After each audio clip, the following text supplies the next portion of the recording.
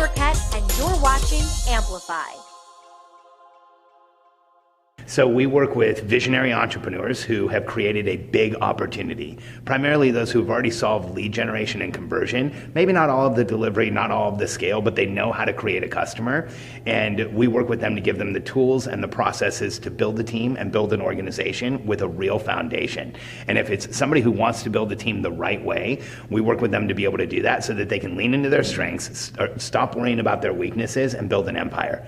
Because the fact is, entrepreneurs only feel comfortable when they built the business big enough that they really feel that foundation. They feel that business is there to support them and they're there to support the business.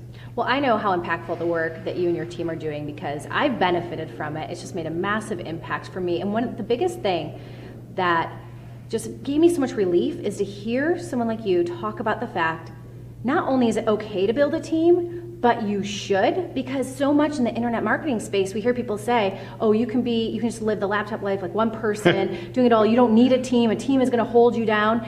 And I really struggled with that because I was like, well, do I want a team? Growing a team felt like such an investment that I might not be able to walk away from or just create more responsibility. And then you were the first person I really heard say, if you think you're going to grow an impactful business and do it the right way without a team, you're crazy. Yeah. And then you said, but don't worry, here's the process and the way to do it. Yeah. Well, Emily, for you, when you were in that space where you weren't building a team, didn't you feel that constraint? Absolutely. And weren't you every day thinking I want to do more, I want to put more out there, how do you make this happen? And you run into a wall where what you can do on your own is constrained. And you kind of run out of runway. Didn't you feel that? I was in that exact ballpark. But what I kept telling myself is my business was different, though. Yeah. And then you actually addressed that from stage. I think it was here at Funnel Hacking Live last year. And you said, oh, and if you think that this doesn't apply to your business, everyone thinks that. And I thought, oh, well. Yeah. Okay. Well, and I think, we live in a very interesting time where there's been the right amount of fictional entrepreneur stories, like the one guy who did it all. And then there's a ton of marketing around be a solopreneur, live the laptop lifestyle, feel this personal freedom. And then there's a lot of anti-team building stuff. You don't need a team. You don't have to have a team. You don't need the responsibility.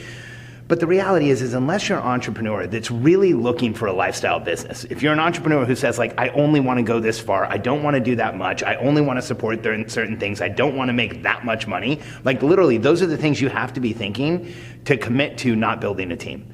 Because you can push far on your own. You can even push far on your own with contractors. But until you start building a team, there's no foundation around you. And people, it was interesting. You said it just now that, building a team felt like way too much responsibility. Mm-hmm. I look at it completely differently. I look at it as when you don't have a team, you are as exposed as you possibly could be. Because when there's no team, if something happens to you, everything stops, everything goes down. Nothing is going to continue forward. When you build a team and you have an infrastructure and people understand what they're doing and you're doing a lot less of what the company produces, you are way less exposed and a lot more safe.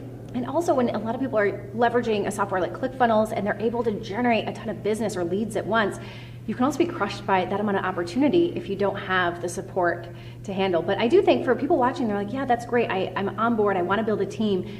But I don't know a thing about actually the process of leading a team. Yeah. Yeah, and I think that that there's a reason why there's not a lot out there about building a team. If we look at and I want to just talk about numbers for a second, because if you look at the entrepreneurial world, there's 29 million businesses in the United States, give or take a million, depending on whose numbers you look at. And of the 29 million businesses, 22 million are under $100,000 in revenue. So only 7 million businesses ever get over 100K. If you go all the way up to $1 million in revenue, it's about 24.5 million businesses out of 29 million are under $1 million in revenue. So if you want to market and sell and go out and make a ton of money selling to entrepreneurs, you sell the 22 million. You don't go to the 7 million or 5 million who are actually building teams. And one of the reasons why a lot of people don't talk about this is it's easier to sell other stuff to entrepreneurs. It's easier to give other stuff to entrepreneurs. And so many of us have the same belief system you do that, hey, if I build a team, it's going to be hard, it's going to increase responsibility, it's going to slow me down. Let's be honest, it's a lot easier to tell you can do the opposite. Yeah.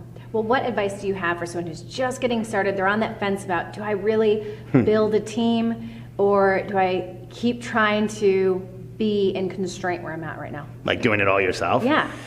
So here's the advice I have. So first, niche down. And don't, because if somebody's just starting out, I think the biggest problem that entrepreneurs make is they try and make their product available to everybody, and they try and make it so they can sell everybody. And as a result, I think that's why 22 million people stay under 100 grand, because they are the solution for everyone. So first, niche down to the point where you define and unify your market. If you walk into a room of 100 people, you should be able to identify the 2 or 3 that are your market. If you walk into a room of 100 people and you think to yourself, 80 people could buy my product, you're doing it wrong. It's not the right way to do it. And if you're in that place where you're just thinking about building a team, here's the advice I give everybody. Do it before you think you should. Get that first person on board to help you. And that's a key distinction. One of the big issues that happens when entrepreneurs start building a team is they bring somebody onto the team that fills a function but doesn't change their life. Bring in the EA, the assistant, the person who's going to offload pressure and noise for you and make you more effective. Because at the beginning, you're doing everything. Like literally everything. You remember doing that, right? Yeah. Here's the problem. When we successfully start a business, we have to do everything. Successfully starting a business conditions us to do everything. So we have to break that operant conditioning of if I do everything, I'll be successful, and start asking for help in a transparent way and trusting that people will give it to us, and it happens. Well, thank you so much for everything that you do. And if people want to learn more, where can they find you? The easiest way to is go to the Momentum Podcast. So momentumpodcast.com, or we have a book called The Entrepreneurial Personality Type. You can go to freemomentumbook.com. Those are the best 2 ways.